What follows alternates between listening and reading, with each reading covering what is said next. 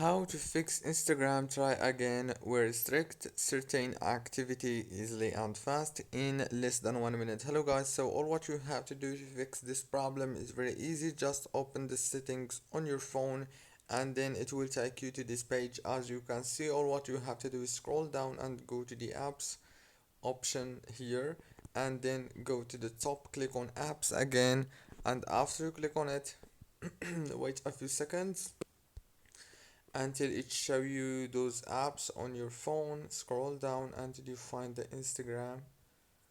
After you find it like this, just click on it, and now all what you have to do on this page, click here on this storage option and click here on clear data, and then click on force stop, and then go to the permissions. Make sure that you have the same permissions like me and go back.